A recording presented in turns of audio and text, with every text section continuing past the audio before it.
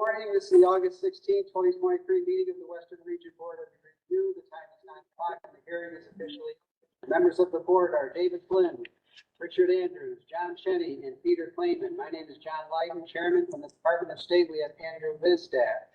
We will now hear the scheduled petitions. When you speak, please address the board and give your name, title, and legal address so that our court reporter can have all the information requested. May have to stop from time to time to consult with our technical staff. In making comments to the board, please provide descriptive narrative on matters referring to your exhibits to enable the court reporter to enter these into the record. We have 4 hearings today. The first petitioner is Frank Lloyd Wright's Martin House. The second is Trevor Willison. The third is Nicholas Devens, and the fourth is Crossroads Distilling.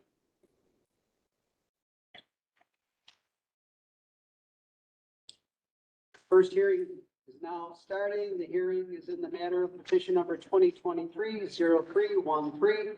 The petitioner is Frank Lloyd Wright's Martin House offices. I'm recusing myself. And at this point, David Flynn and Peter Clayman are recusing themselves. The impact that will have on our voting is that all 3 remaining members will have to be in favor in order for the variance to be approved. Is that accurate, Andy? Correct. And is the petitioner aware of that new requirement that all 3 members will have to be in agreement for it to pass? Yes. And you are willing to move forward with such? Okay. Would you like us to come up to the table? Andy, what's the standard regarding where they present? They should come around here to the table. Okay. Petition requested a variance regarding a change in occupancy to an existing building. The building consists of 3 stories, type 5B construction, B occupancy, and has a gross area of approximately 5,366 square feet. The building is located at 143 Jewett Parkway, City of Buffalo, County of Erie, State of New York. Petitioner seeks relief from N19 NYCRR 1221, the 2020 Building Code of New York State, Section 504.3, height in feet. The maximum height in feet of a building shall not exceed the limits specified in Table 504.3. Petitioner requests B use of type 5B at 3rd story as existing non-compliance. Next section, 19 NYCRR 1227, the 2020 existing building code of New York State, section 11.2, fire protection systems. Fire protection systems shall be provided in accordance with 1011.2.1 and 1011.2.2. Next section, 1011.2.1 regarding fire sprinkler system. Where a change in occupancy classification occurs or where there is a change of occupancy within a space and there is a different fire protection system threshold requirement in Chapter 9 of the Building Code of New York State that requires an automatic fire sprinkler system to be provided based on the new occupancy in accordance with Chapter 9 of the Building Code of New York State. Such a system shall be provided throughout the entire area where the change of occupancy occurs. 1011.2.2 fire alarm and detection systems. Or a change in occupancy classification occurs, or where there's a change of occupancy within a space where there is a different fire protection system threshold requirement in Chapter 9 of the Building Code of New York State that requires a fire alarm and detection system to be provided based on the new occupancy in accordance with Chapter 9 of the Building Code of New York State. Such a system shall be provided throughout the area where the change of occupancy occurs. Existing alarm notification appliances shall be automatically activated throughout the building. Where the building is not equipped with a fire alarm system, alarm notification appliances shall be provided throughout the area where the change of occupancy occurs in accordance with Section 907 of the Building Code of New York State as required for new construction. At this point, you may present your case and identify yourselves for the record. Thank you. My name is Kim Mason. I'm an attorney with Phillips Lytle, and I'm also, excuse me, a member of the board of directors of the Martin House. With me is Andrew Woodhouse from HHL Architects. And also via the Zoom, we have Alejandro Quiros, who's the director of facilities for the Martin House. So Andrew and Alejandro can answer all your technical and facility specific questions, but I just want to give kind of a brief overview of what we're trying to do and the justifications for our variance request. So as you mentioned, this is for 143 Jewett, which is our office space in a former residential structure adjacent to the Martin House complex. And we are looking to change the occupancy to be on the third floor. The variances are from table 504.3 with respect to height and doing the B use in a type 5B construction in the third story. And then existing building code 1011.2 for partial change of occupancy, specifically with respect to the requirement to install an automatic sprinkler system based on the new occupancy. There's a little bit of background on the Martin House. You may already know about it. I hope that you know some of these details about the Martin House, but the house was designed by famed American architect Frank Lloyd Wright as the city home for Buffalo business executive Darwin Martin and his family. It was constructed between 1903 and 1905 and is considered one of the greatest achievements of Wright's career. The estate currently attracts visitors from all over the world and brings them into Buffalo. It's a comprehensive residential estate. The estate itself includes the main dwelling, secondary house, a gardener's cottage, and a series of interconnected buildings. This estate was abandoned, partially demolished, in a state of disrepair for a number of years after the Martins departed. And there was an ambitious restoration effort from 1992, which was completed in 2019 by the nonprofit Martin House Restoration Corp., which is now known as Frank Lloyd Wright's Martin House. In 2000, this adjacent structure was renovated to accommodate office space for the Martin House and its staff. And the third floor was previously an apartment and was converted to storage space with the thought that potentially it may need to be office space down the road if we were to grow, and we're bursting at the seams, which is a good problem to have, but we're looking for some additional office space right now. The Martin House is a National Historic Landmark and a heritage destination within New York's network of historic sites. So overall, the building is approximately 5,366 square feet. We are currently using the first two floors as office space, and the third floor is 1,114 square feet. That currently would have a maximum occupancy of 10 people, but the Martin House is only looking to have 5 workstations. 5 people would be located on the third floor with office space.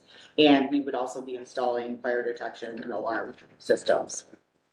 So justification for the variance requests. Specifically, we looked into sprinkling the entire facility, the entire building, I should say, and the estimate is cost prohibitive for a nonprofit organization. I believe the quote is in your materials. It was $195,000 total to complete the sprinkling of the facility and then repair it back to workable space after the installation.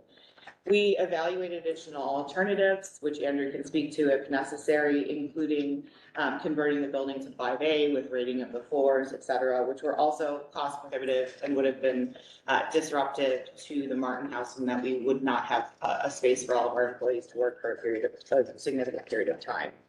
So we've looked at a few things, but we believe that the current layout of the third floor justifies the variance request. To begin with, there is one exit already. There's a fire rated staircase within the structure.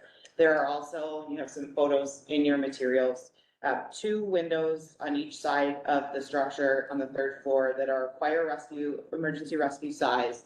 And each of those windows opens out to some type of landing. And I think that the photos are very helpful here. Once you open those windows, there's the roof of the second floor bay windows, which essentially is an 18 square foot landing that someone could go out the window and stand on for purposes of rescue. In addition, there's a possible third emergency rescue window in the rear of the building on the third floor as well. That one is over a second floor deck, but there is about 10 feet. There's a height difference to get down to that second floor deck landing. And again, we'd also be installing fire detection and alarm systems on the third floor that are not currently there. So we've presented this alternative to the city of Buffalo and the chief as well. Andrew participated in some meetings and his colleague Matt.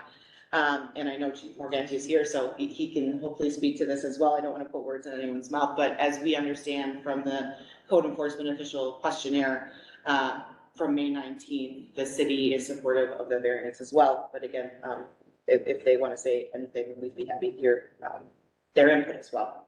So we're requesting this variance due to two factors. Compliance would create an excessive and unreasonable economic burden for the Martin House, and that compliance would be unnecessary in light of alternatives which assure achievements of the code's objective more efficiently, effectively, or economically. And we submit that issuance of the variance will be just as protective of life safety. So again, and Andrew and Alejandro for the technical questions, but we're happy to answer any questions the board may have. Okay, I'll just start things off and you guys can jump in. So single means of egress from the third floor is, Yes, due to the size and the occupant lower, one means of egress is permitted for the third floor. so have you guys looked at a way of giving something else require protection measure that would somehow make up for the variance that you're looking for? Well, as Kimberly said in the application, it's the rescue windows, which normally aren't a requirement for the occupancy. So if just analyzing the third floor as a B occupancy, if the building goes fully sprinkler, there's no requirement for emergency rescue windows. So that's what we're offering It's already there. above and beyond. It's already there, you're not doing anything to make them egress windows, right?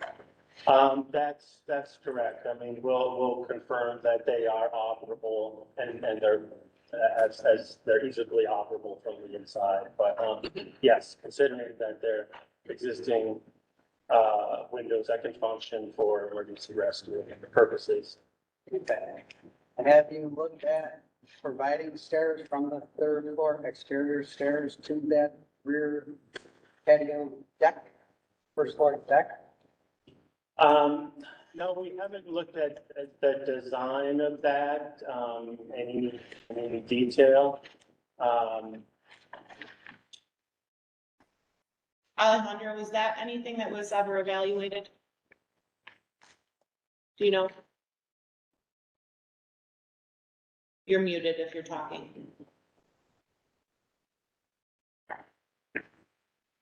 Alexandro, are you there? The video was breaking. So, Kim, what was your question? The question was, has there ever been an evaluation of essentially a fire escape to the second floor deck from the? At the rear of the building? We have not. I think that was. That was a no. Sorry, this is the court reporter. I'm having a really hard time hearing everyone speak. It's breaking in and out. Well, we'll talk louder, but we can't control any of the quote technical issues. I understand. It's just you're not going to have a good record. That's okay with me. That's not okay. You guys we need to test the system out before we get started with these hearings. Go ahead and test it out and let me know when you're ready. Let me know what we can do to help you test it out. In the future, we need to start doing it before the hearings begin. Andrew, Okay, Barbara. Andrew Bezdak is nodding his head. Should we go ahead now, or do you want to take some testing measures? We should go ahead. All right, we're going ahead per the direction of Andrew Bezdak. Yes, yeah. So I think, let these other guys jump in. So, it's Rick Andrews speaking. So presently, is there a fire alarm detection system in the building? I believe there is, fire detection in the building. I don't know if it's fully covering, the third floor. So that's what we would make sure in this project, that the system is brought up to code and includes the third floor. So, Alejandro, did you want to add something? Just saying. Yes, it does include the third floor. We do have smoke detectors, motions, and fire extinguishers. There's smoke detectors and fire extinguishers on the third floor? Correct. Is it a system or is it just a single station? It's a system. Okay. So my next question is, then you, somewhere in here, it says that fire protection equipment was required. Speaking of fire alarm system, that wouldn't be required for a B occupancy. That small, the B occupancy that I could find. Is that, did you find that it was required? I think that, in the existing building code for change of use, I think there was a requirement. It may not have been for a system. It says if it's required for the conversion, then it would be required, but a B occupancy that small, I don't believe it's required. But that, having said that, I just wanted to make sure there was one in the building, so that we could make sure that that is tied directly to the fire department. Yep. And that, it be upgraded to the approval of the fire protection people, the fire chief. Yes. We're comfortable with that. Okay. Is there a stairwell? It looks like there's a second stairwell from the second floor to the first floor, is that correct? That's an open, unprotected stair, yes, between the. But it is ground floor. another stairwell. So, Yes. Okay. And let's see what else I got here. I bring this up just to mention it, and then it's something obviously we negotiate, but, there is, when you convert a third floor apartment, or attic space to an apartment in a single family home, they require sprinklering the third floor and the exits therefrom. So in your case, it would be the stairwell. I would even be comfortable with just doing the stairwell, not the entire third floor. The people are in that, they're not sleeping there. It's not like it's a bedroom. The people are there, anything would happen, they would know it, they'd be able to get out. But this sprinkling of the stairwell would at least give you, and it could be a residential sprinkler off the residential system. It's not something that has to be piped in a separate line. And it would give you that protection from the first, like, second, if someone was on the third floor, something started on the first floor, at least they could get out. And does this exit go directly to the exterior? Yes, it does. The enclosed stairway, it's in a 1 hour shaft. It goes down to a vestibule, on the north side that has an exterior door, a direct access to an exterior door. So that might be something that we speak about, but it would be something that, would be an alternative, which in this case, you really, if the fire alarm system isn't required and it's there, that's an alternative too. And the exit windows, but this could be another alternative. Yeah. Understanding is that. So, it sounds like, Rick, correct me, so when we go into deliberation, if these issues come up, like the hypothetical stair from the third floor to the first floor exterior deck, the sprinkling of the second floor stair well to the outdoors, the extension and continuation of the fire alarm system for the entire building, coordinating the existing third floor that's presently there.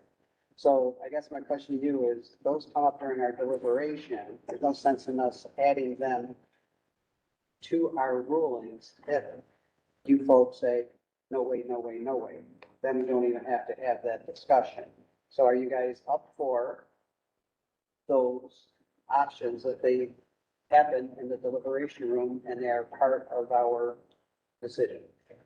I think we are. We did look at, doing a partial sprinkler system of the third floor down the stairwell. And we considered that early on, and that was something that we proposed to the city, and they said that wasn't, code compliant.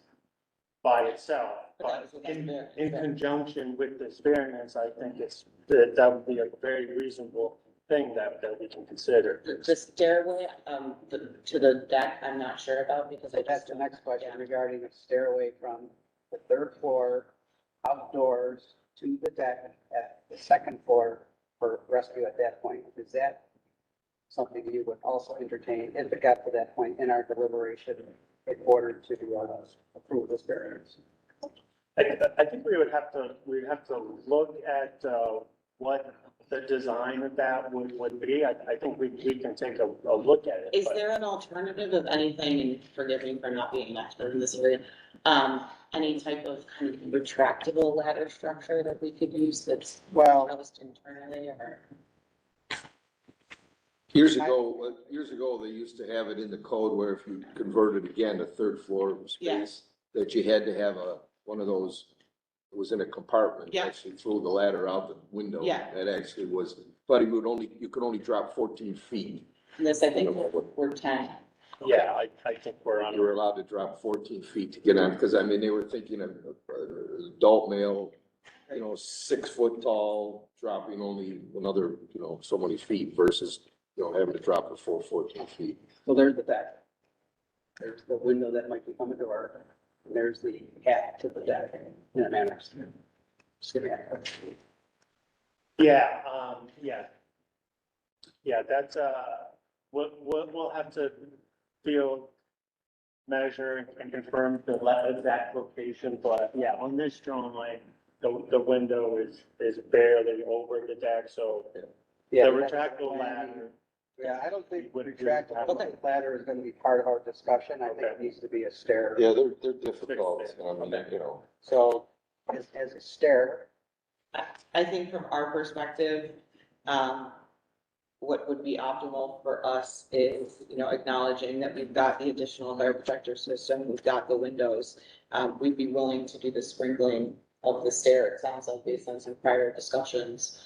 I don't wanna, if possible, I'd rather not commit to that staircase just because of my understanding of costs and aesthetic impacts as well. I'm not sure that we can. So John, I would like to hear from the fire sure. Yes. sure, people and, Sure. and then maybe negotiate it that way.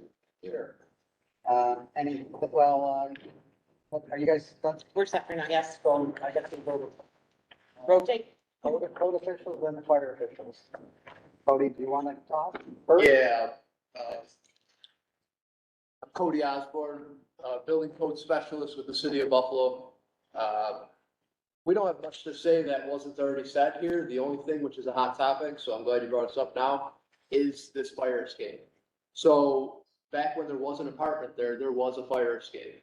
The fire escape came out of where you're talking, went down to that old garage. They since then have removed that garage and rebuilt it. And then from there was also a staircase that came down to grade from there. So I just want to throw that out there that when it was a legal third floor occupancy, there was a fire escape, at that time. Chief? Okay, and just to explain it, so, and it's safe to say that the petitioners are, at this point in time, prior to you speaking, were not in favor of considering that, reestablishing that stair. The stair that you just talked about that was removed, but they're Yeah. not really on, at this point in time, they're not really on board to bring that back. Okay. Just for that. Yeah, and I also want to make it known that that was removed via permit. That was permitted to be removed when they did the conversion back in 2000 as well. I don't know if And it Chief- was permitted to be removed because they were abandoning the apartment use. Yeah, they turned it to the first 2 floors to B, they were using that as attic storage, Okay. and I would imagine because of this project, the Martin House, just the look of a fire escape. It is in the back, it is in the rear. But I mean, it's not a market. No, It's not the Martin House, yeah, It's an I think that was Jason House. So you're good, Cody? Yeah. Okay. Chief, identify yourself? Chief Morgani, Fire Prevention Bureau. Cody basically stated everything that we wanted to say here. It was a residential building at one time. It had use on the third floor. The use was permitted because of fire escape. When they changed it to a storage on the third floor, they removed the fire escape, wasn't required. And now they're trying to get use, and it's a 5B building and they're not supposed to use it on the third floor for business.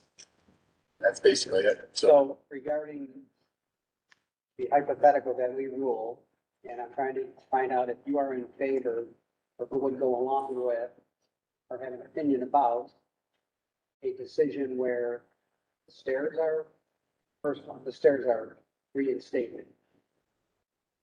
Are you on board with I would, yes, I'd be in favor of stairs being put back in. That'd be number one, yes. And if the stairs do not get put back in, are you okay with fighting a fire and et cetera at that location without the stairs with a sprinkler system on the stairs only, or would you require sprinkler system, domestic or otherwise, third floor and stairs? So when we came here, I'm not sure where it said we were in favor of the variance. We were neutral on the variance. That's what I thought. think maybe it was stated. I don't know where it stated. Somebody- My apologies for mistaking, it was just on the end of the code enforcement official questionnaire, that was filled out by the city, and there was a question. Yeah. Somebody else. Yeah, That was- Okay. Okay. It was me, where I think you say we're in favor of this going to be a variance, Okay, not necessarily saying. I see. Yeah. Yeah, so that's wording that probably shouldn't be used in the future. It's just a question on a check mark. You check yes or no.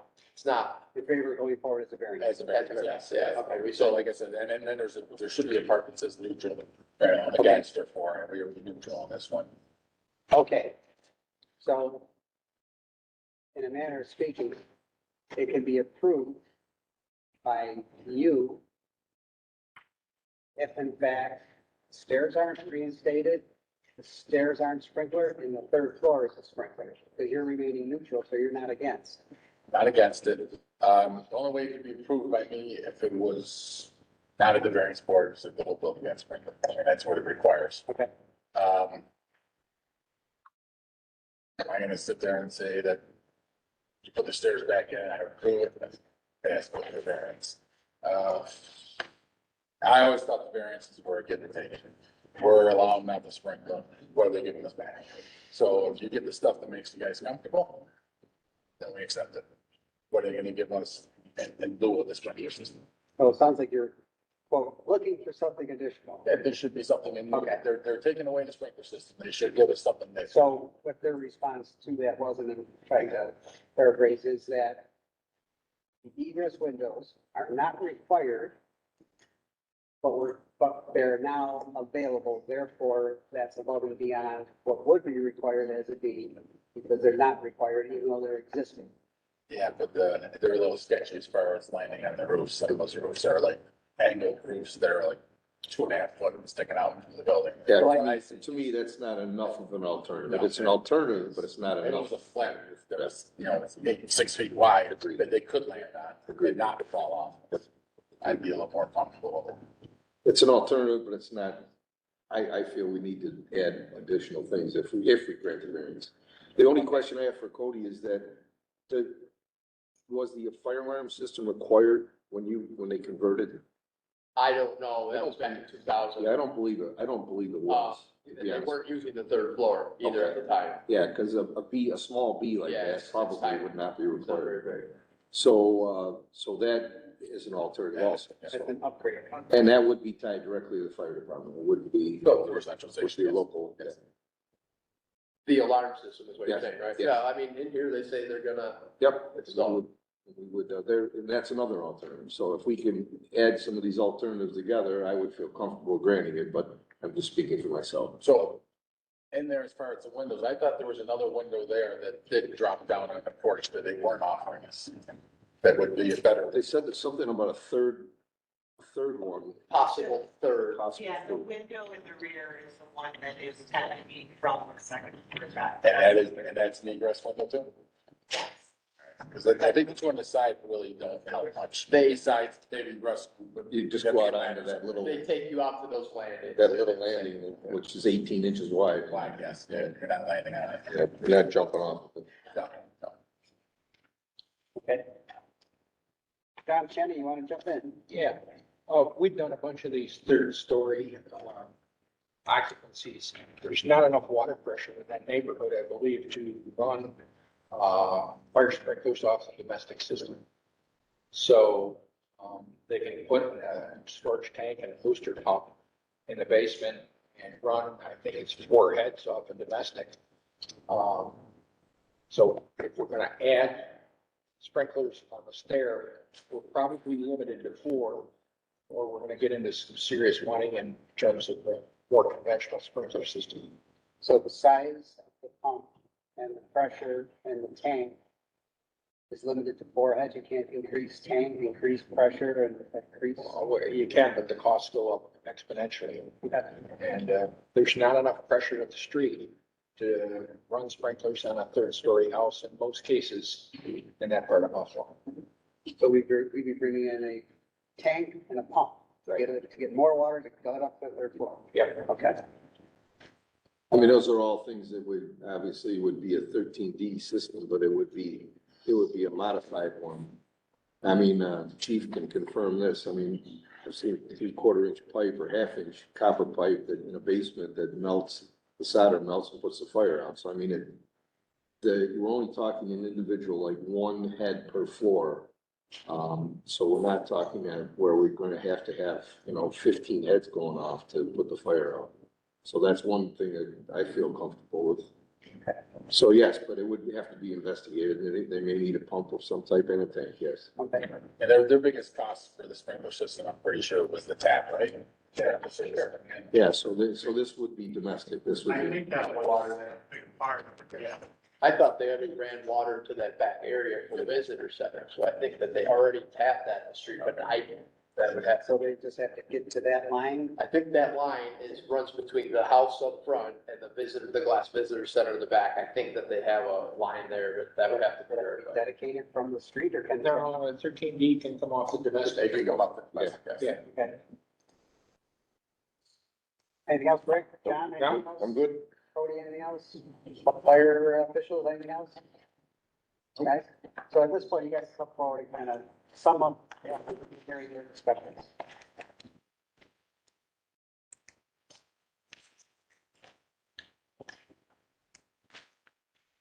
Okay, so we've talked about the windows obviously already being there, the system, which would be tied into the city. Full, you'd have to be a compliant system, the system that would have to be approved by the code officials. Yep. Chief of the building. Yeah, you could say full building. So we don't know what I don't know what's in there now, so he might want pull stations on every floor, he might want AVs on every floor, whatever they consider acceptable. Okay. But it would be an NFPA system and it would be tied in directly. to the Tied in. site. And then we talked about sprinkling the stair. And that's what we need to do some analysis of what that would look like in the water version. What about that third, what they offered as a 3rd floor, another escape window? So the last time we brought up the additional stair off of the rear, you said no. I have concerns about that. I have to talk. Alejandro, do you have any views on that? Have you heard any discussion of that in the past? The stair from a both cost and aesthetic perspective? I have not, no. Is that's my concern. So It's the aesthetic aesthetic. doesn't matter. to us. Yes, no, I understand that. So if that's what we need to do, can I just clarify? I know that Cody had said prior, when it was previously a residential structure, that the stair went to the garage. When we were talking about stair here, are we talking about just stair to that deck?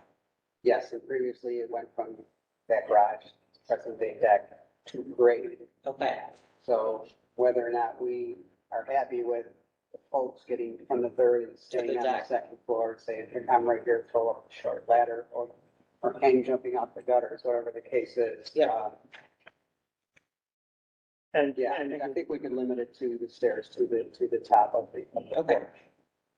And historically, that fire escape that was removed, that was compensated for by enclosing the interior stair that goes the entire height of the building in a 1-hour stair shaft. So that was done when it was converted to a B?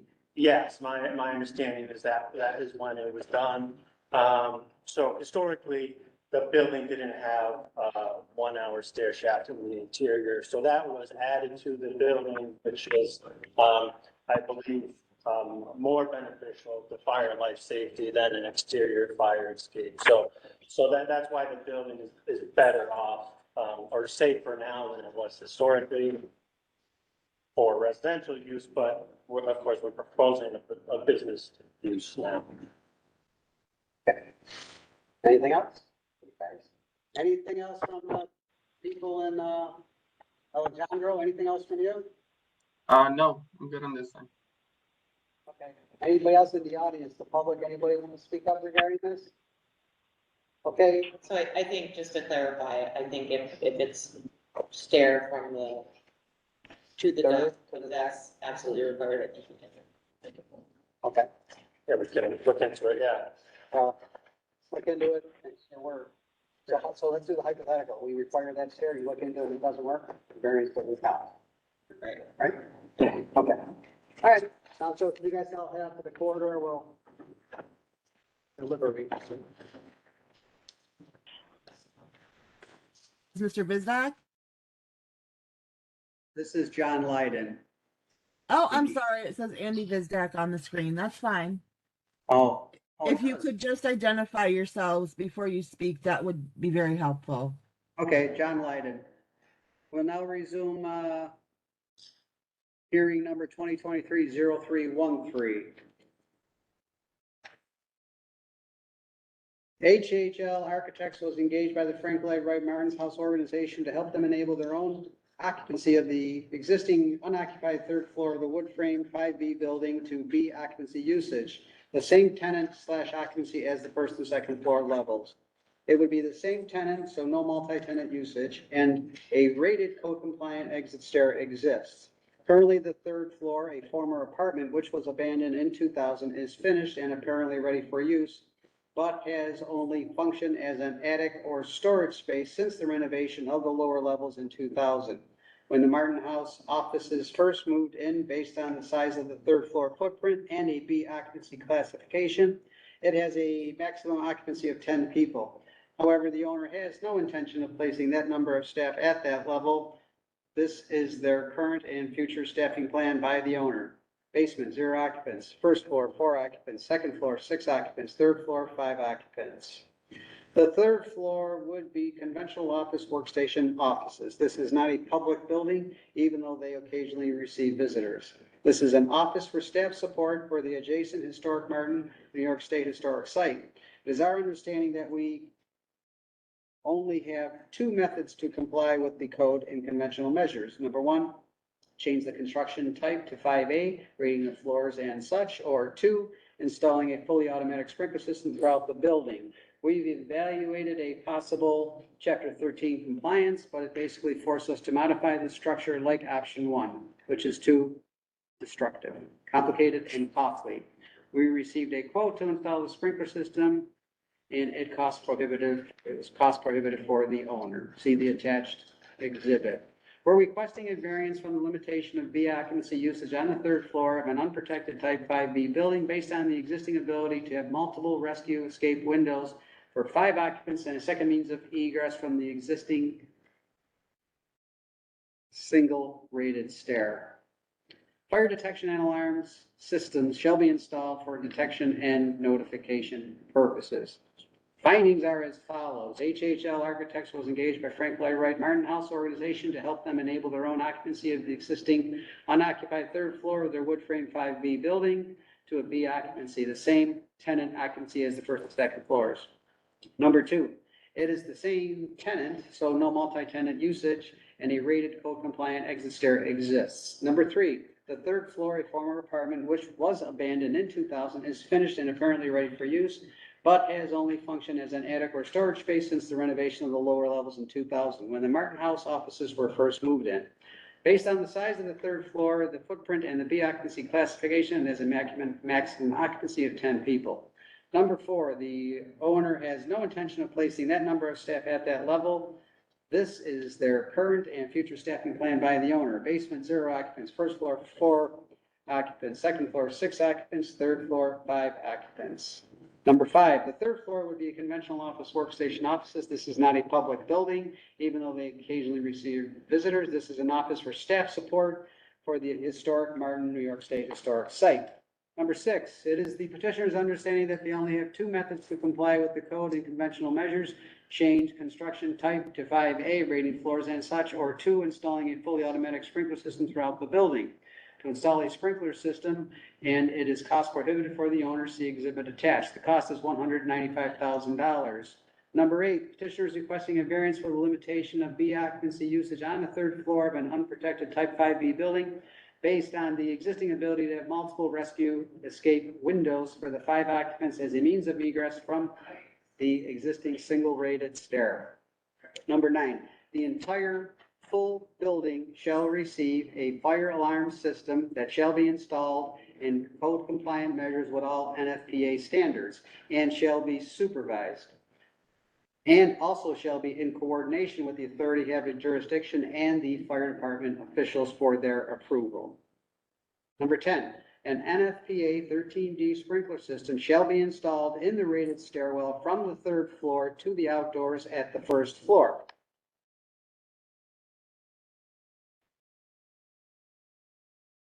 Wherefore, it is determined that the application for variance as submitted and with the findings as stated, the variance is hereby granted. Do I have a motion? Also move. Rick Andrews. Second it, John Shenny seconds. and we'll have the vote. Mr. Andrews, Yes. Mr. Shenny, Yes. John Lydon is also in favor. The vote carries 3-0, and the variance is approved as mentioned. This decision is limited to the specific building and application before it as contained within the petition and should not be interpreted to give implied approval of any general plans or specifications presented in support of this application. The hearing is now concluded. Thank you.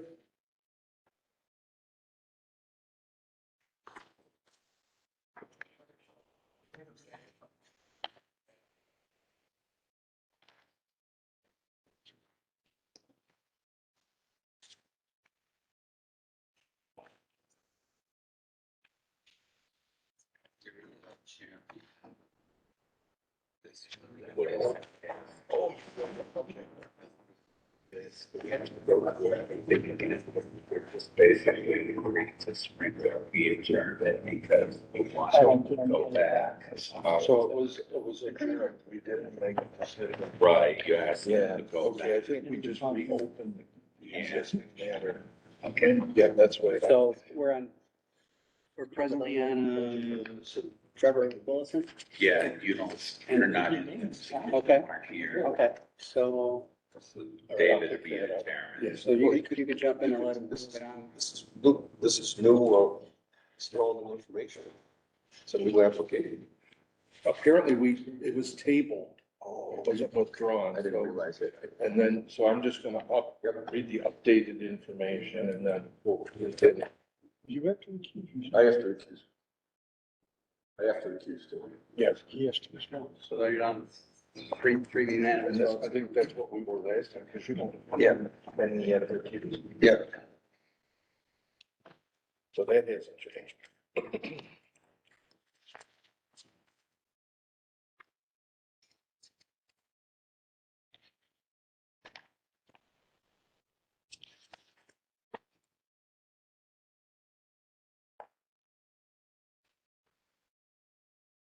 Are we on the record?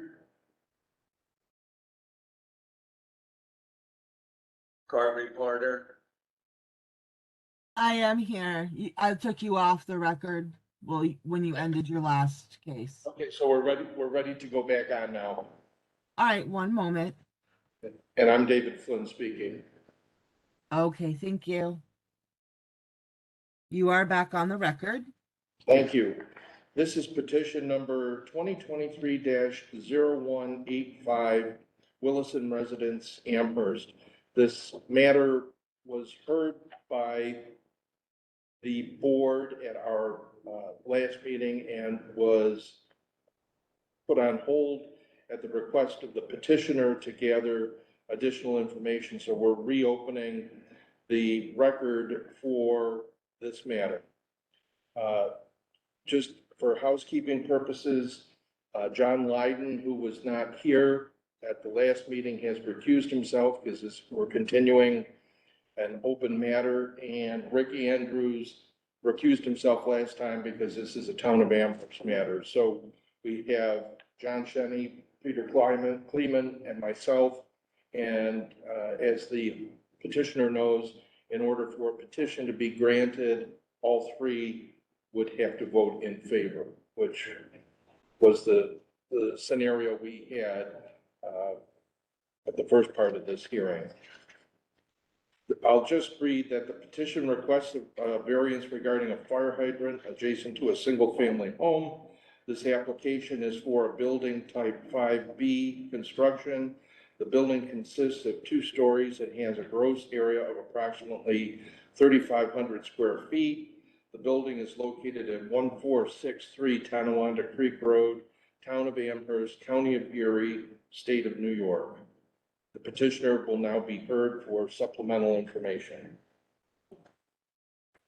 I'm not Trevor Willis, I'm his wife, Victoria Willis. So I have just copies of the paperwork, just in case anyone needs them, and I have copies of the current survey with where the fire hydrant is located in proximity to the home that my husband and I are going to be building. This is the application. Thank you, I have it. And here's a copy of the survey. Yeah. Perfect.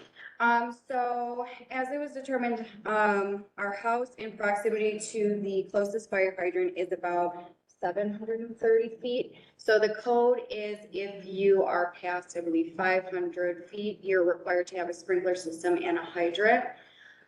We've come to the conclusion with the town of Amherst that if we install a sprinkler system, they would omit the need for a private fire hydrant on our property. So you're committed to installing a sprinkler Yes, system yes. that's acceptable to the town? Yes. Okay. Yes. Is the town here want to be heard on this? All right, yes, we did approve it. So basically, I just wanted to clarify the. I'm code sorry, section. could you please give me your name?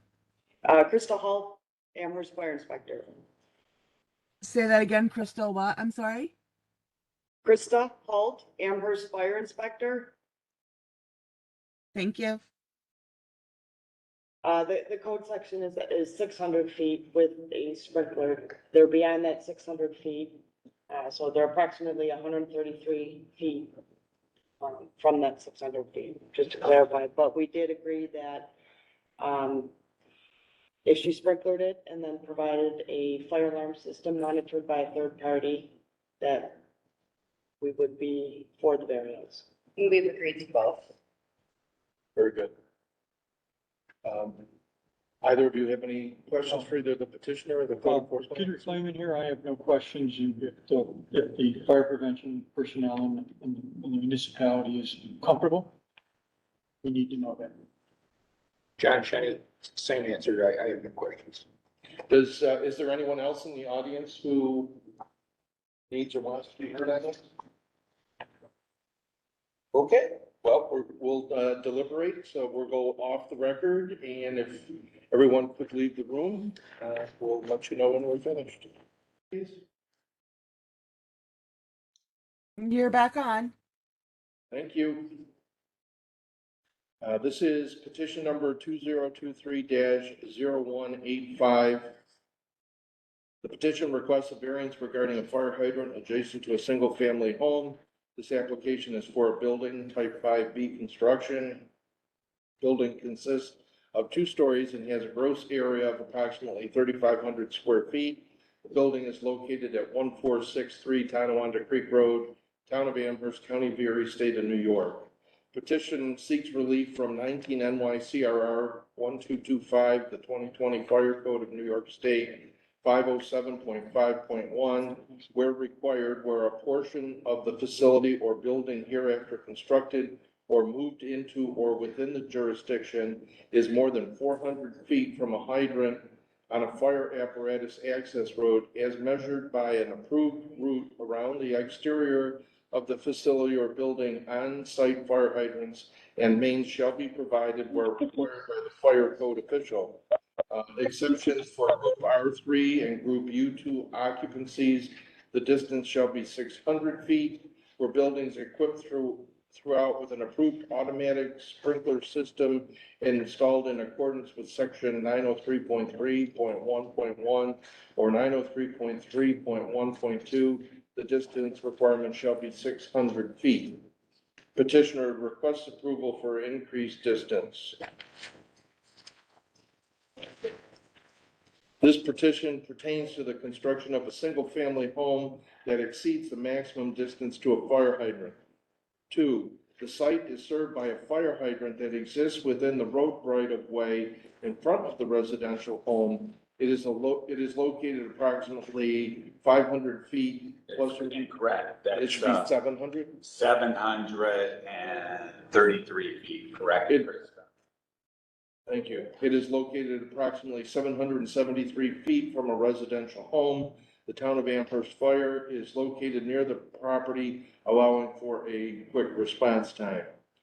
The petitioner is agreeable to installing a sprinkler system as approved by the town of Amherst. 6, a security and monitored fire alarm system shall be installed and will be utilized. And 7, the town fire official is in agreement with the proposed resolution as detailed above. In accordance with the above findings, strict compliance with the provisions of the Uniform Fire Prevention and Building Code would entail practical difficulties or unnecessary hardship and would be unnecessary in light of alternatives which achieve the intended objective of the goal more efficiently, effectively, or economically, and granting the variance would not substantially adversely affect the code's provisions for health, safety, and security. Wherefore, it is determined that the application as submitted is hereby granted. Can I have a motion to approve? I move that we approve the variance. I'm Mr. sorry, Kenny who was moved. that? John Shenny made the motion. Peter Klayman, seconds the motion. Mr. Shenny, how do you vote? Yes. Mr. Clayman? Yes. David Flynn also votes yes, so the variance is approved. Disclaimer here. This decision. Would you like to go after? Yeah, the variance is granted. This decision is limited to the specific building and application before it as contained within the petition and should not be interpreted to give implied approval of any general plans or specifications presented in support of the application. The hearing is now concluded. Thank you.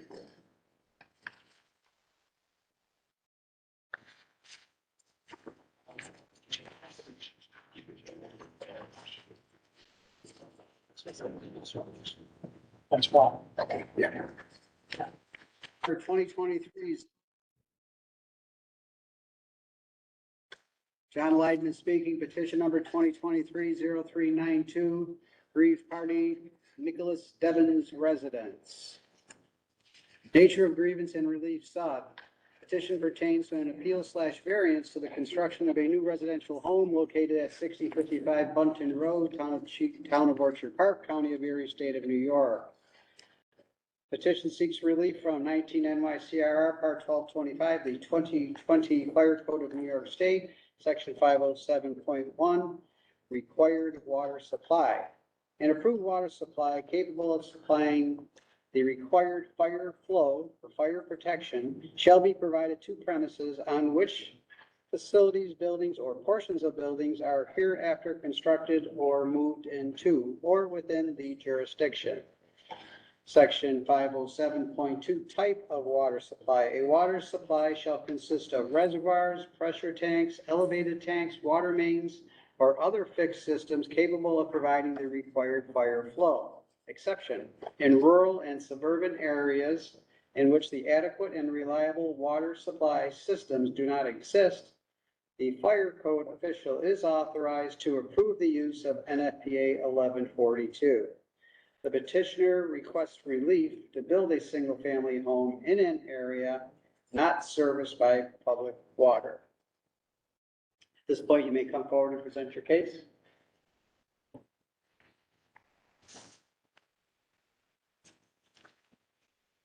Good morning.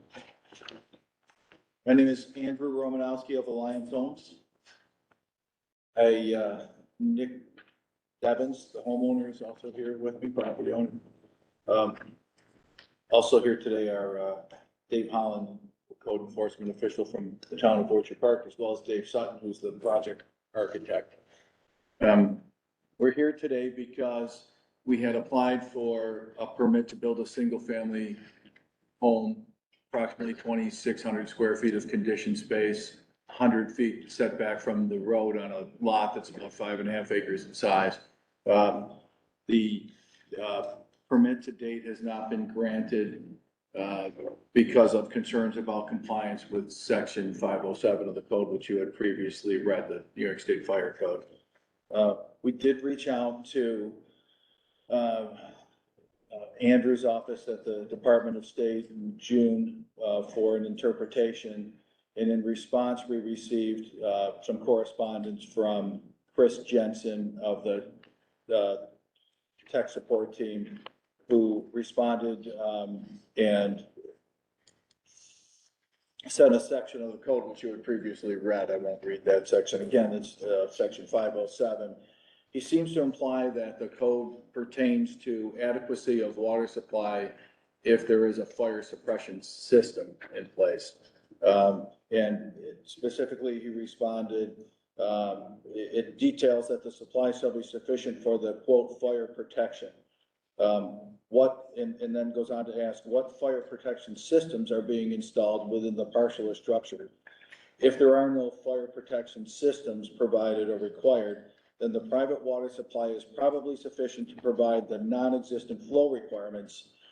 If you are installing sprinklers or other such fire protection systems, then you will require the required fire flow. And while I can't speak for the code enforcement official, he is here. I think his question or concern is, that seems to be a little bit confusing and, just what does apply here. So what we're asking for is an appeal or an interpretation to that code. And if this board determines that the code actually does apply, then our second question would be, can we get a variance from that section of the code that impacts us? And we simply want to be able to build a single family house here that's serviced by a private water well.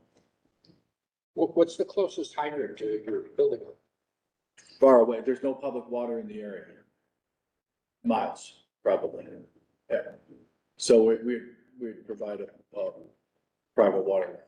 Does the code require that this building be sprinklered? No. We don't intend to sprinkle. So, that's your position that the code doesn't require. Yeah, that's not necessary. That's your That's not position. necessary. Okay, so regarding that's your position and reading the code section that says an approved water supply capable of supplying the required fire flow for the fire protection shall be provided. So is it your position that the required fire flow is not in existence because there is no required fire flow? So therefore, this section does not apply. Is that your position? Yes. Okay. That's a catch-22. It's an interpretation. Having 3 decades in the home building business and having built literally hundreds of houses in areas where public water supply is not available. Code's changing. Yeah, no, understood. That's why we were surprised. We didn't see this time. Yes, in the manner of speaking, there appears to be some appeal or enforcement of the fire code when it has not been concluded that the fire code is applicable. Is that your position? I'm sorry, ask me that again. So the basis of this argument is that the fire code requires fire protection to achieve required fire flow. But the fire code is not black and white in its application to a residential home. Is that your? Yes, our position is that the code does not require us to put a sprinkler in the home. And this section of the code addresses the adequacy of the water supply for a sprinkler system if one were to be there, if we don't plan on it. And that seems to be consistent with the response from the codes people. Yes. You know, which says that if there are no fire protection systems provided or required, then you don't need to have an adequate water supply That you have that in your. for a fire system. So I think if the code either required a sprinkler system, or if you elected voluntarily to put a sprinkler system in the home, then you have to have adequate water supply. And that's what this provision triggers. But if you're either not required to have the sprinkler system, or you're not voluntarily putting a sprinkler system in, I think it's sort of commonsensical, but also consistent with the language that whether there is or is not adequate water supply for a fire system is irrelevant, because there's no system. Yeah, to supply. if that isn't an official interpretation, I don't agree with it. I mean, when they're saying fire protection, they're talking about protecting the building. They're not talking about fire protection system. It's not in, you know, that section says water flow, required water supply, an approved water supply capable of supplying the required fire flow for fire protection. Well, fire flow for fire protection for this building is taken by length, width, and height. And then you calculate that. That's the fire protection flow that's required for that building. It doesn't say anything about a sprinkler system or putting it. So if that isn't an official interpretation, I don't agree with it. Well, If it's an official interpretation of the state, then obviously we have to. The issue I have is it's almost, for example, if he was required to have a private hydrant, then I agree, then you've got to have flow. If you were required to have a sprinkler system. That's what the 1142 is for. So we should be careful that we're not jumping into a format that should be done in deliberation. Oh, no, understood. But what I meant was that that's what 1142 is for. 1142 is for rural or suburban areas that don't have fire protection. And then they give you alternatives. Are you offering any kind of an alternative? And from my point of view, for this variance, if we interpret that the code section doesn't apply, that you're saying it does apply, I mean, do you offer any alternative, a pond, dry hydrant, capability of, maybe the code official can address this, but a capability of bringing portable ponds in if the fire department has them, or tanking water in, or whatever? Those are alternatives. A couple of things on that. The idea of a pond is probably not feasible. Although this is over 5 acres in size, the lot's fairly narrow. It's 200 feet wide, right?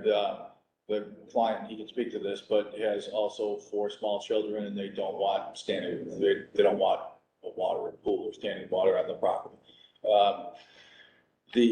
Although the local fire department was reluctant to provide something in writing, it's my understanding that they do have capabilities to fight fires in other parts of the town that are not serviced by public water supply. I'm not an expert on the types of things. I think there's some sort of portable water system that they do have available to them. But what we could offer would be, a third-party monitored fire system. What did you, I'm sorry, Mr. Shaney asked this before, but what did you say the distance to public water is? Unknown. There's no public water in the area. This entire area, well, it has lots of houses built on it, are all serviced by private water wells. And again, no different than lots of towns don't have public water available in our service by water wells. So if this board determines that this code section does apply, Yes, which would mean that you have to come up with some alternative, yes. would you be acceptable to putting what I call, high hazard, limited area sprinklers in high hazard areas like the kitchen, the basement where the heating is, off the domestic well with a pump? I'm sure you got a pump to have the domestic water. I'm sure there's a pump associated with that somehow. Yeah. And would you be acceptable with something like that?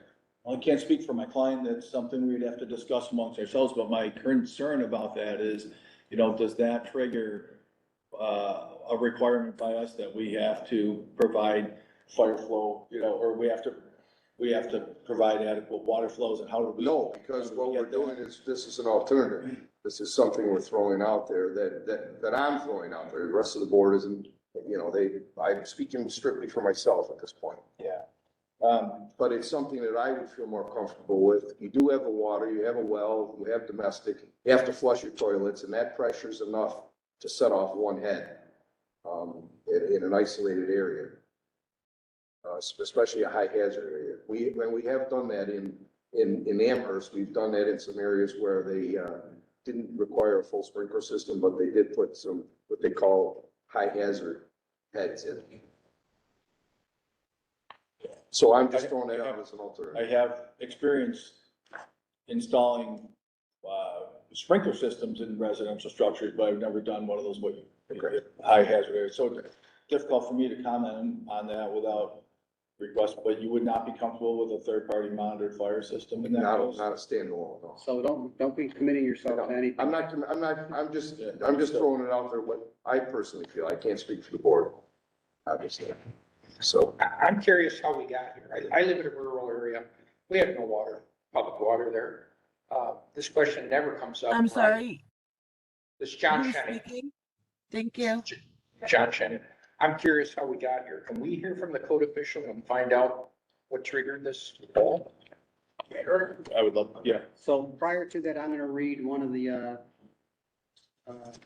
notes here, emails from, the Division of Building Standards and Codes, Section 507 of the 2020 Fire Code of New York State reads, and this is for the record, 507.1, required water supply.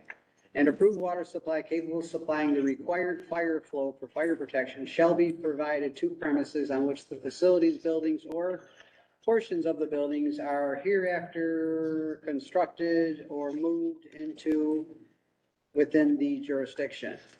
And his response is, it details that the supply shall be sufficient for the fire protection. What fire protection systems are being installed within the parcel and the structure? If there are no fire protection systems provided or required, then the private water supply is probably sufficient to provide the non-existent fire flow requirements. If you are installing sprinklers or other such fire protection systems, then you will be required the fire flow. So that's Albany's position regarding. That's a statement, but it's not an official interpretation. And secondly, if you read that again, and which you don't have to, but it says fire protection, and then it says fire protection systems. There's two separate things. I hear you, and we just read it for the record. Right. So at this point, code official, you want to jump in, identify yourself and speak up? Sure, I'm David Holland with the Town of Orchard Park Building Department. So I'll just go back to what we just visited, section 507. Nowhere does it talk about fire protection systems. That's only from the response from the Department of State of Health. The word systems isn't in here. So that makes a huge difference. He's saying that the water flow is required if you need a system. And I don't know where that word comes from. It's not in the section. It just says we need fire flow for fire protection, not for fire protection systems. So that's to answer John's question, why we're here. Why you haven't seen it in the past, it's a new requirement in the code. What the Town of Orchard Park is concerned with is there seems to be a confusion whether this applies to these rural properties. We are, as you know, are instructed to enforce the code as written. This is how it's written. The option is to go to NFPA 1142 if you agree that this applies. And then he can ask for a variance in this section. If you don't agree that this applies to these residential type situations, then we're done. And he's been successful with the appeal, and we're good with that. Okay. Anything else from board members? Anything else from you two guys? Looks like, Dave, did you want to come up and speak? Yep, have a seat, identify yourself.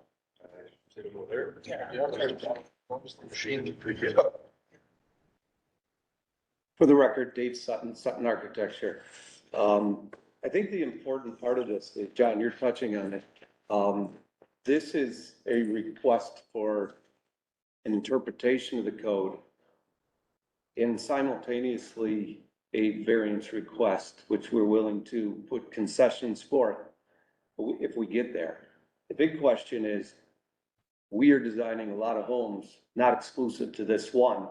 And Dave Holland, myself, Andy as a builder, all would like to know, is the formal interpretation from this board that any single-family home that's off of well water and does not have public water source, is that going to require us to appear in front of this board for a variance or find alternatives?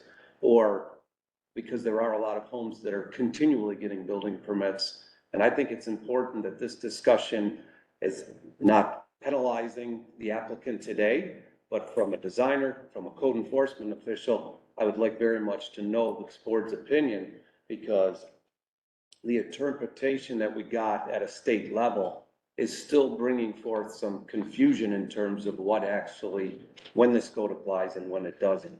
So we are, in fact, asking for an interpretation of this section of the code and then simultaneously asking for an individual appeal. And I think that needs to be clear. So in answer to your question, Mr. Andrews, are we willing to give concessions with those high hazard locations for heads? I think, that is definitely up for discussion. I think it's more than reasonable for a consideration for the variance if we get to that point. And we have not discussed that with our client extensively, which we can do if it's interpreted by this board that we do have to apply for appeal today, or a variance today. And, and I apologize for being open-ended on this, but it's been a topic of conversation, not only in my office, with various building inspectors.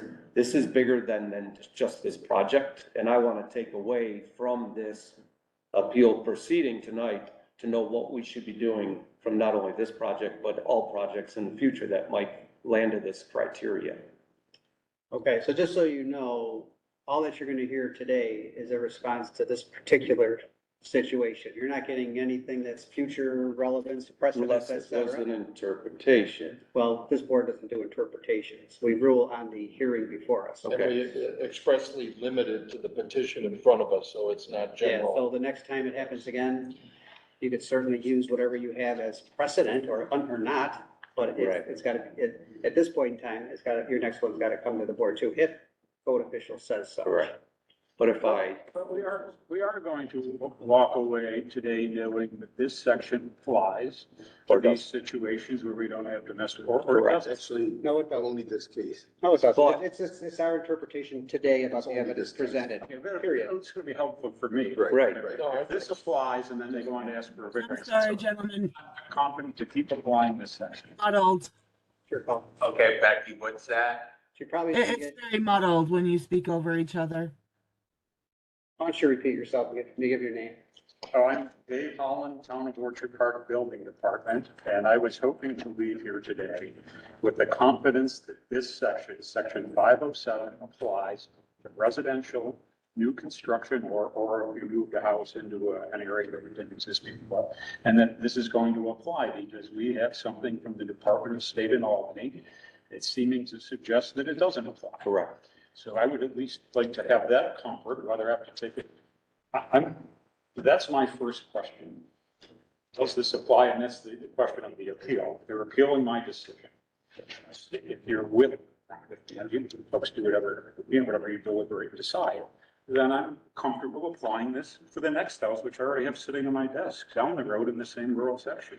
Okay, your call, how you want to handle your next and your next and your next and your next. That's not a concern of ours. Yeah, correct. But I'm gonna walk out here with confidence that I'm applying that section. Well, you should walk away from here saying today's ruling is the following, not any confidence. That's up to you. Your Yes, confidence. it is up to me. Okay. And that's what I'm gonna take away from it. Okay. Sounds good. John, if I might, is Barbara, are you still on? I am. Is this code sections exclusive to New York State? Are you referring to what Chris? 507.1, required water supply, or is it in the commentary for the international? Barb can't answer that. I'm not a, Okay. I'm just an office assistant, my dear. The only reason I'm asking is that if it's in the commentary, I can go down and get the commentary and we can see what the commentary says. Welcome to do that. If it's not exclusive to New York State, it's exclusive to New York State because buildings aren't required to be sprinkled in single family homes, then it's not gonna be in the commentary. So it probably won't help. That's what I'm thinking. Okay, It's a probably separate not gonna section. help then. Okay. Okay. Anything additional from the public in this? Anything from you guys? Anything additional? Board members, anything additional? So it looks like we're gonna break apart. Go ahead. Excuse me, Jen. The code official just gave me the commentary that is 507.1 out of the international code. Is that correct? Yes. If I could, can I read it into the Sure. record? Sure. So this is the commentary for section 507, fire protection water supplies. And it says, this is the code section, I'll read it again. An approved water supply capable of supplying the required fire flow for fire protection shall be provided to premises upon which facilities, buildings, or portions of buildings are hereafter constructed or moved into or within the jurisdiction. And then the commentary is, this section requires that adequate fire protection water be provided to a premises upon which new buildings are constructed or onto which a building is moved from either outside the jurisdiction or another location within the jurisdiction. Note that this section states that the water supply must be capable of supplying the required fire flow to the premises. However, the means by which the fire flow is supplied is determined by the policies of the jurisdiction, such as a pumper taking suction from a hydrant, a tanker, or a lake. Also see appendices B and C for further information on fire flows and fire hydrants. It is important to note that the appendices are not considered part of the code unless specifically adopted. See section 1 of the sample adopting ordinance on page blah, blah, blah, of the code. The phrase hereafter constructed or moved used in this section and or in appendices B and C, if duly adopted, limits the application of water supply provisions to only new erected or relocated buildings as opposed to existing buildings or existing remodeled buildings. Then it says, a question that often arises is whether the code regulation pertaining to fire protection water supplies are intended to be applicable to 1- and 2-family residential development sites upon which buildings are constructed under portions of the IRC. The IRC is intended to be standalone code for the construction of detached 1- and 2-family dwellings and townhouses and not more than 3 stories in height. As such, all the provisions for the construction of buildings of those descriptions are to be regulated exclusively by the IRC and not another I code. However, the IRC applies only to the construction of the structures of those buildings and not to the development of the site, which upon structures are built. Accordingly, where the code is adopted, its fire protection water supply provisions, including specifically adopted related appendices, apply. The code requirements addresses only land development requirements for the providing of fire protection water supply to residential sites on the same basis as the rest of the community. Then it says also see commentary, blah, blah, blah. Anything additional from anybody? No. So at this point, we'll deliberate. You guys can step out in the corridor and we'll talk about it. Thank you. Thanks. But Barbara stepped out of the room. Okay, we're going to resume petition number 2023-0392, aggrieved party Nicholas Devon's residence. So based upon our deliberation and intense discussions and our conversations with Albany during that deliberation session, we have concluded that it's in everybody's best interest to table this item until Albany formulates a definitive position. We find it difficult to enforce something that appears to be non-defined at an upper level like the Albany Department of Codes and Standards. So with that in mind, our hope is that Albany reviews our hearing and can make a decision regarding the appeal and or the variance and issue a response quickly so that we don't have to wait for the next session of a board hearing, which could be 2 months away? It's in October. In October. So our hope is that Albany gets back and says, here is our response to the hearing. We make the following ruling or interpretation or decision or guidance for the board, whatever the wording is that they choose. But we need to sit tight and wait for Albany because we don't feel comfortable, based upon our conversations with Albany during deliberation, that there is a well-defined position from the umbrella group that's over us. Mr. Chairman, may I make a slight comment? We would I'm encourage sorry, Albany- can you identify Just yourself? let me talk. We would encourage Albany to directly tell the local AHJ what to do, how the codes apply.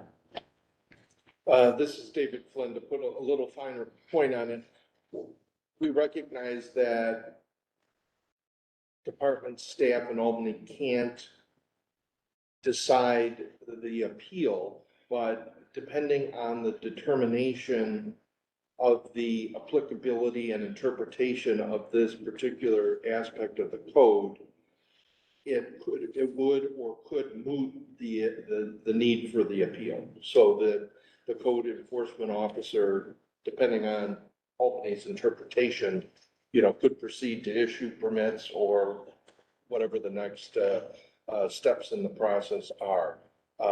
But as Chairman Lyden pointed out, this is an issue of significance way beyond this particular instance, not to minimize this particular project.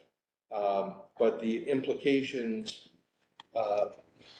of this analysis are significant enough in this board's view to require some further determination from the Department of State in terms of how and if these provisions apply as the code officer has suggested. So we've requested that, and we've advised staff that it is important to get a timely response to that. And while our determinations, whether they be appeal or the granting of a variance, are specifically limited to the matters before us, we recognize that this has implications, way beyond just this particular petition and this particular matter.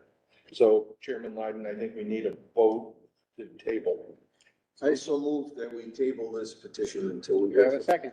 I second. Do we have a vote? Mr. Andrews? Yes. Yes. Yes. Yes. John Lyden is yes, so the vote carries 5-0 to table this item. At this point, the hearing is concluded. And adjourned. And we will, if anybody has additional questions, they could address Andy Vizdak about that. Thank you. Yeah, still making that decision. Communicate where you're off.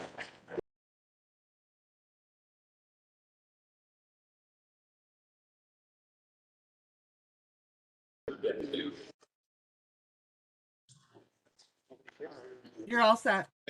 Okay, see ya. Good luck.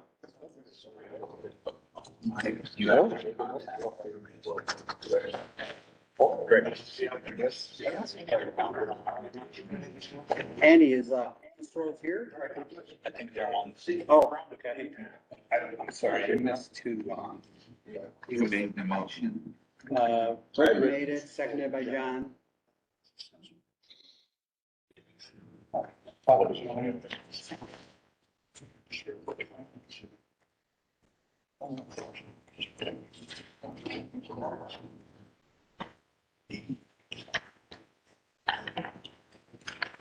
See if, you want me to? I think we're ready to go. Okay, as long as they're, Or do you want to open it up and see? if- okay, court reporter, are you, listening in? Yes, I am. Okay, we are now going to, have petition number 2023-0394, the Crossroads Distilling Company. Do we have representatives online for that case? Yes, Scott Graham with Harrington Architecture. Okay, thank you. Petition pertains a variance to an alteration and change of occupancy of two buildings of a one-story. One building is F1 moderate hazard and the second building is S2 low hazard, both type 1B construction located at 6017 Sherman Westfield Road, Town of Westfield, County of Chautauqua, State of New York. Petitioner seeks relief from 19 NYCRR Part 1225, the 2020 Fire Code of New York State, Section 903.2.4, Group F1. An automatic sprinkler system shall be provided throughout all buildings containing an F1 occupancy where one of the following conditions exist. Number one, a group F1 fire area exceeds 12,000 square feet. Number two, a group F1 fire area is located more than 3 stories above grade plane.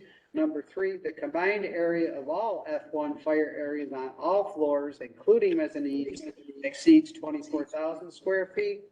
Number four, a group F1 occupancy used for the manufacture of upholstered furniture or mattresses exceeds 2,500 square feet. The petitioner requests relief to not sprinkler the building. At this point, you may present your case, Mr. Grant. Thank you. So at this point, we've been working with Mr. Vizdak and Ms. Strickland, who I believe is also on the line, to get the interpretation and possibly have a variance for this structure. It is a change in occupancy from before. There's currently a standpipe system, which does have the sprinkler heads that covers the both buildings entirely. But at this point, they do not have the proper municipal water supply, as it is rural, and quite isolated. And we were looking for an interpretation on where this would be. If it's under the F1 criteria, that you also listed, we do not have any of those specifications. So talk about your existing piping. Talk about that, please. Do you have the follow-up or additional support documents? They show pictures and drawings? Yes, we have the pictures. So each building has its own standpipe and hose connections to the exterior. And it is an open head sprinkler system that covers both buildings separately. So your thought is that the fire department connection at the outside of the building will provide the water and pressure to the sprinkler system? Correct. And that's the way it always was here? Excuse me?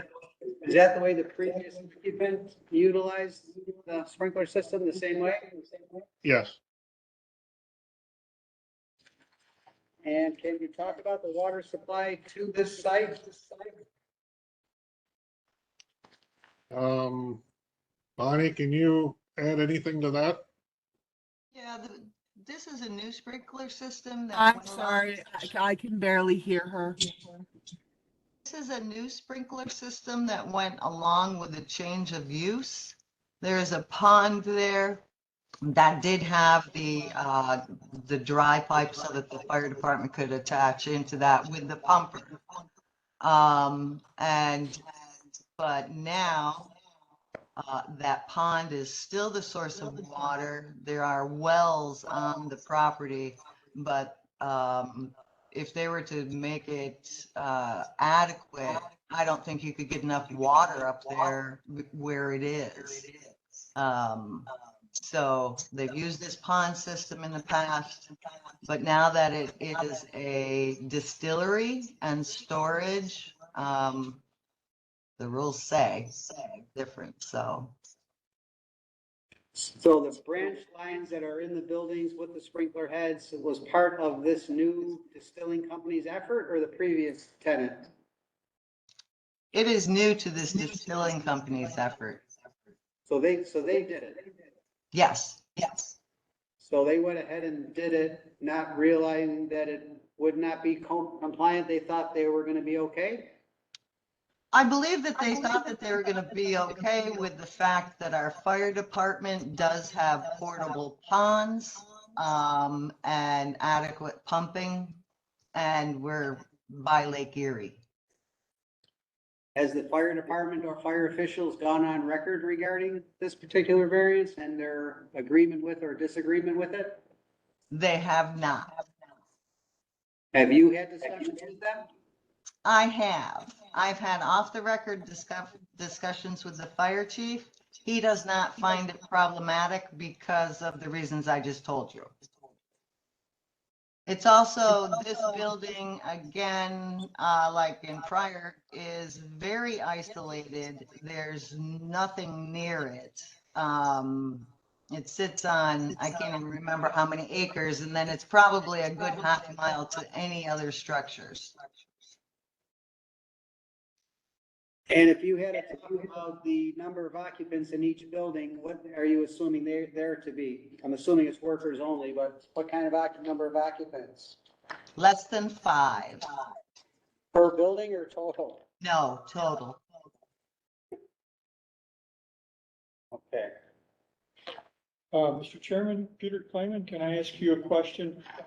Is the public expected to come to either structure? Absolutely not. Peter Klayman here again. There's a bit of housekeeping on the application. The application indicates that it is a type 1B fire resistant construction type. Could you confirm that indeed it is? The photographs appear to have a type 2B non-combustible, unprotected structure in both cases. My understanding is that that is a steel stud building. It does have gypsum, but they have, the new owners have put fire protective materials on the interior walls. The exterior walls are metal, as well as the roofs. So it's,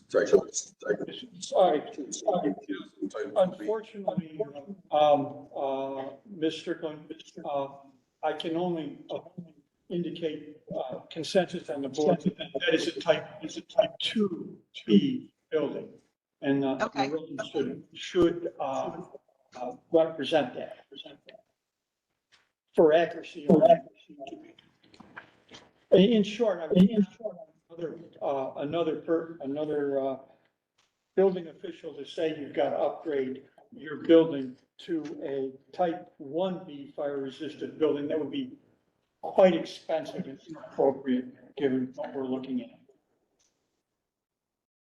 Okay, John Whiting, so you mentioned in your, application here, the quantity of hazardous material, quantity exceeds 720 gallons, system not code compliant. Can you talk about that, please?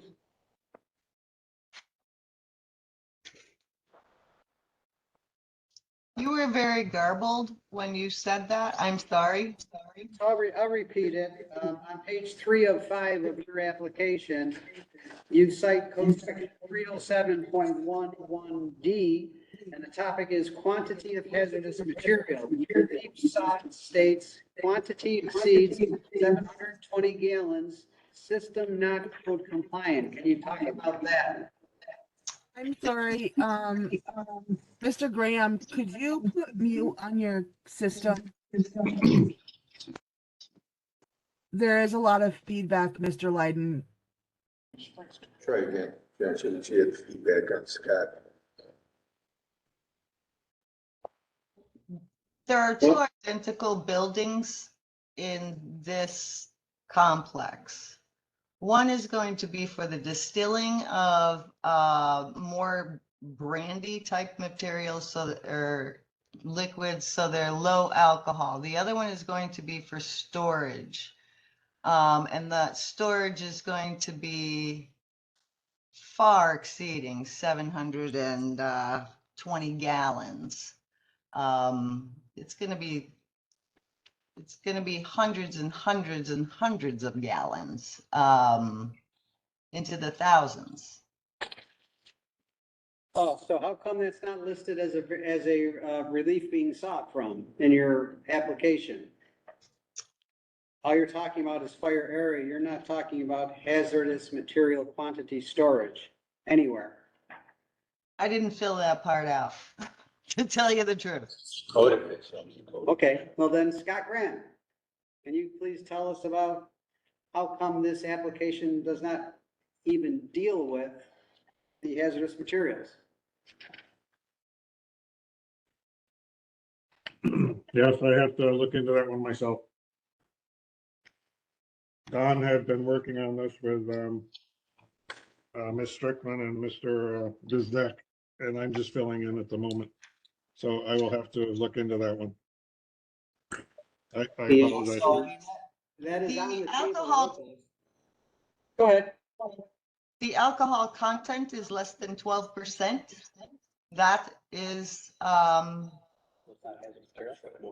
That is my opinion, that it wouldn't have to be the high hazard, the fact that it is less than 12%. Okay, so the not having that as part of the variance, you're comfortable with that, and whoever wrote this in was not accurate? Yes. Okay. Peter Klayman here. So you're actually classifying the storage building as an S2, consistent with, and I quote, beverages up to including 60% alcohol on metal, glass, or ceramic containers. Or are we talking something different than that? It's my belief that that is what it is, and not something different than that. That's what I understand. Rick Andrews here. We have a couple of questions regarding what is the square footage of each building? I saw somewhere about 6 square feet. Hang on.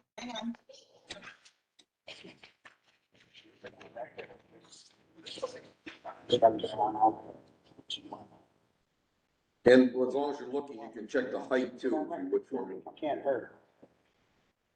And floor area of the entire building is 66. It's very good. I don't know if that's combined or. Yeah. Or then she said they're down there. Yeah. Looking it up.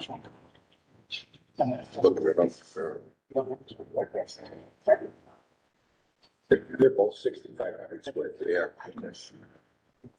Okay, 6,600 square feet are the buildings. And what's their approximate height? 16 feet. And is there any high rack storage or rack storage? No. Okay. And then, as long as I have you on the line, the sprinkler system that was installed, was that approved by your office? It was, And it's not a deluge system, it's a regular 13 system, is that correct? yes.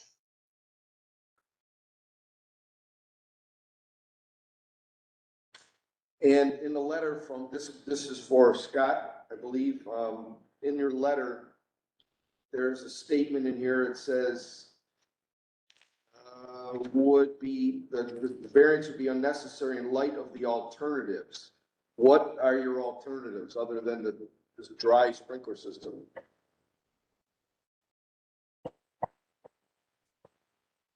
I believe that was the discussion that was open for new wells or creating use of the pond that is excessively far away and the upgrading all the equipment or upgrading the building itself, as you previously mentioned. But you didn't throw any, you didn't give us any alternatives, right? Is that correct?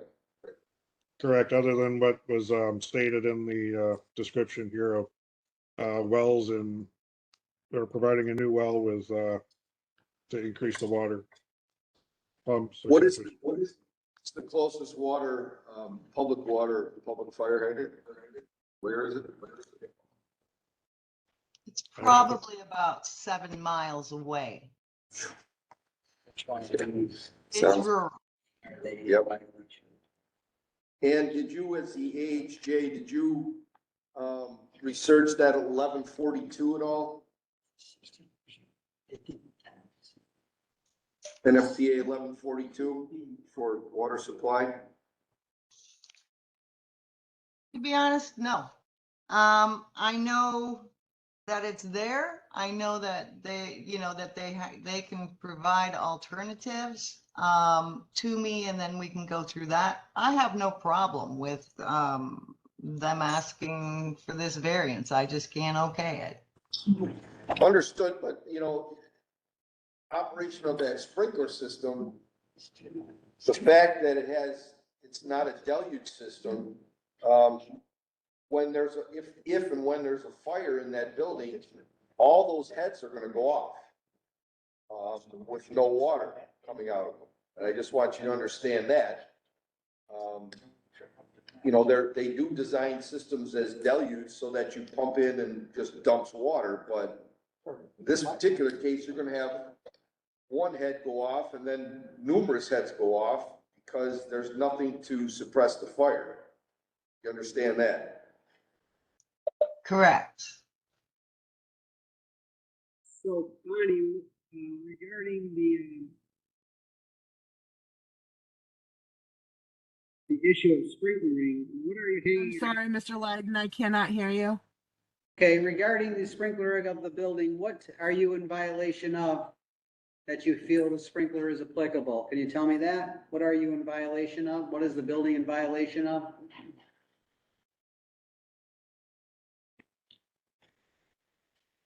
The fact that they do not have the adequate pressurized system. So what is the requirement for sprinkler regardless of its supply? What is the requirement for sprinkler that you feel requires sprinklers to be installed? What are you over an area, 3 stories above grade, et cetera? What are you, why is it necessary to sprinkler this building from a hypothetical standpoint?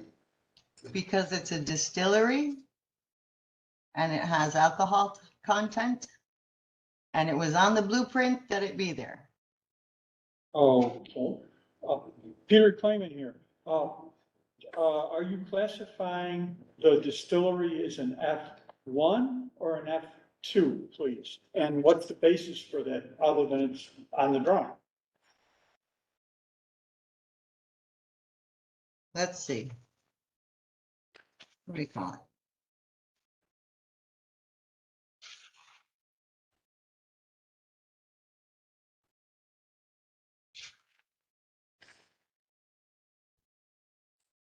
F2, as it's less than the 16% as stated. Okay, so then what is this, to my best understanding, an F2? And I would have to look at when I get my hands back on the book, I'd have to look at the, chapter 9 of the building code. I believe you have to have 12,000 square feet, before a sprinkler is required in an F2. No. No, you're wrong.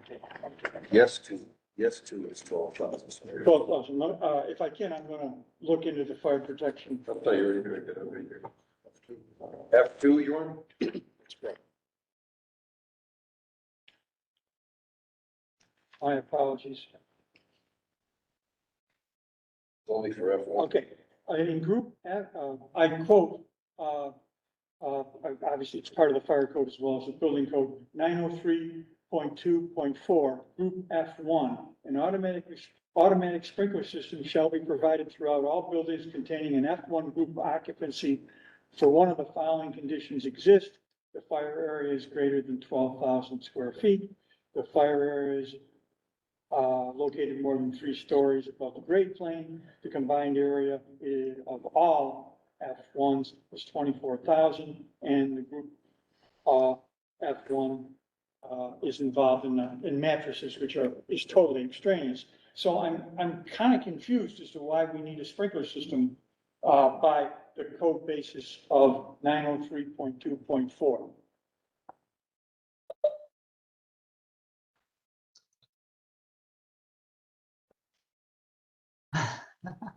So the fact that they were on the blueprints and the fact that they're deviating from the blueprints when asked about it, and the combined area of the 2 buildings being more than 12,000, even though they are each individual buildings at 6,600 square feet. If I can, Ms. Strickland, could you indicate the distance between the 2 buildings? Approximately, within 10 feet. 35 to 40, I would think. I think I'm being pretty accurate with that, but I could be wrong. You're saying 35 feet? 35 to 40 feet. Yeah. Yeah. Thank you, Ms. That tells me a lot about how they do not necessarily have to be reviewed together as a single building. Great.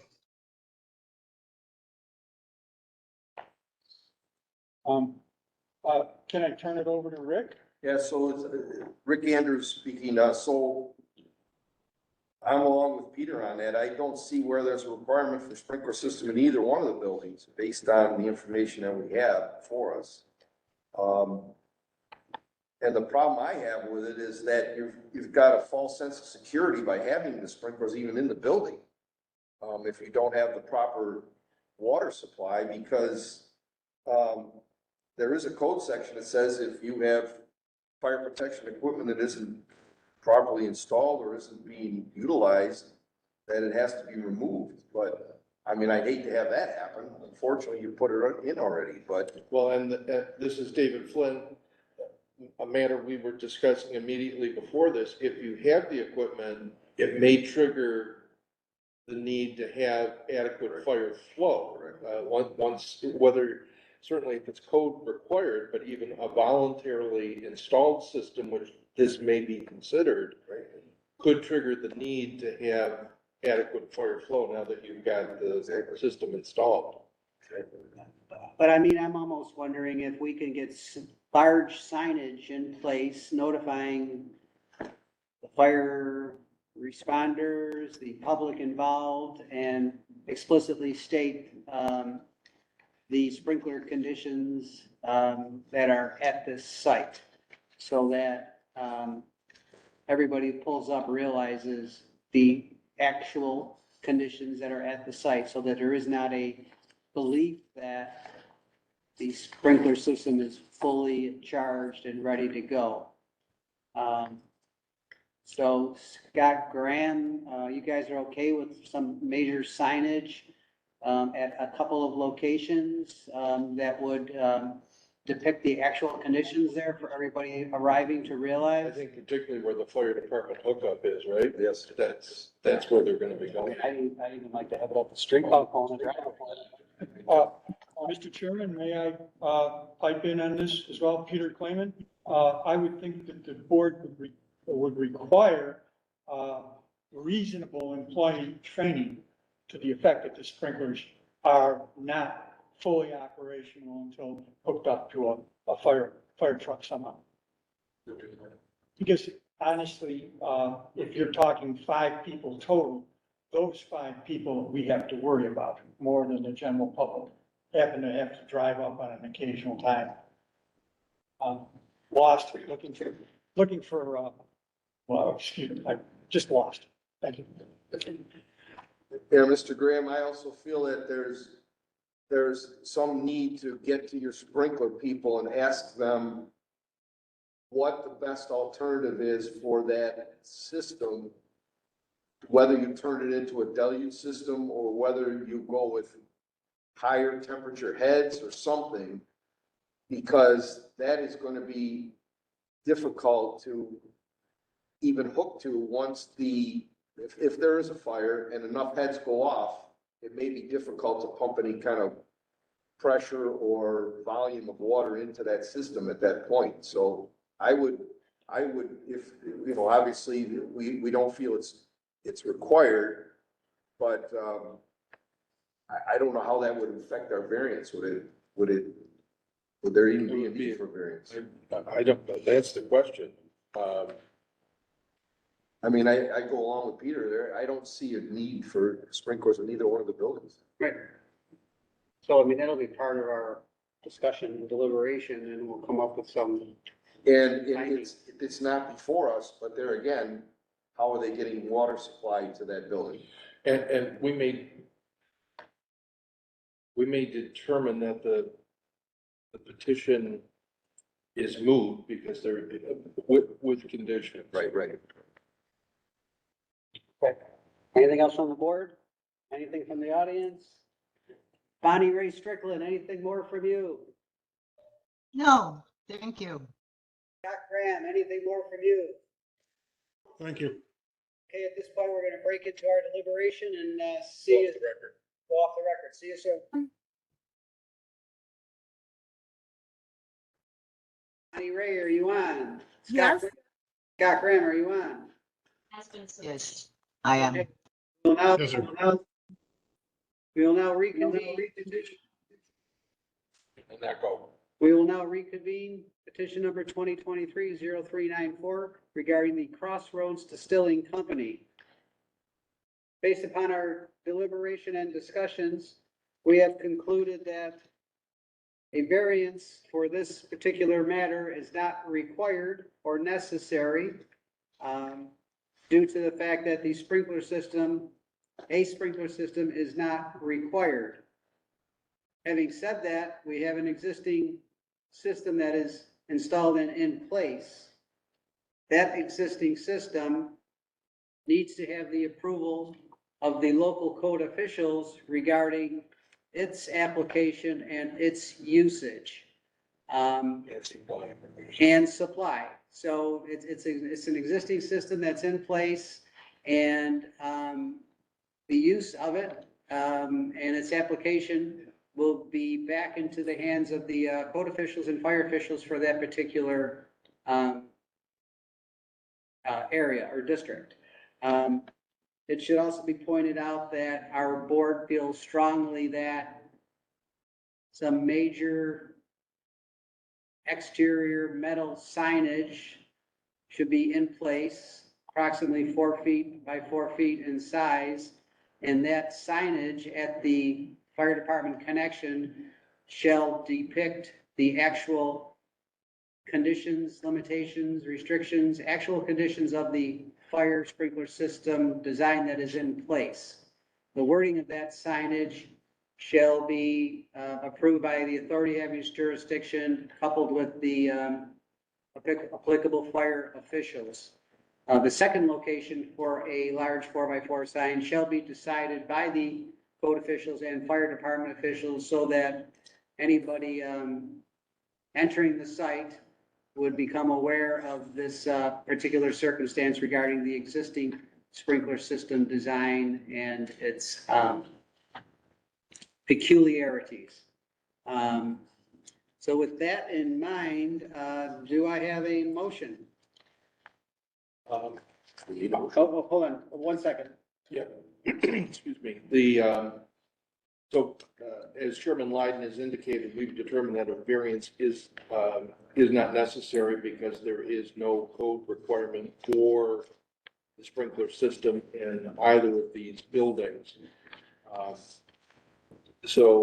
I'm going to make a motion for a determination that the petition for the variance is deemed moot. And I'll make that motion, looking for a second. I'll second. John Shenny. So now we'll conduct the vote. We have our two motions regarding the claiming of the variance as moot. Mr. Andrews?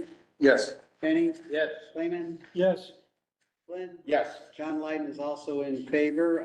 The vote carries 5-0. And the variance, the variance is considered moot. This decision is limited to the specific building and application before it as contained within the petition and should not be interpreted to give implied approval of any general plans or specifications presented in support of this application. The hearing is now concluded. Thank you, everyone. Thank you. Thank you.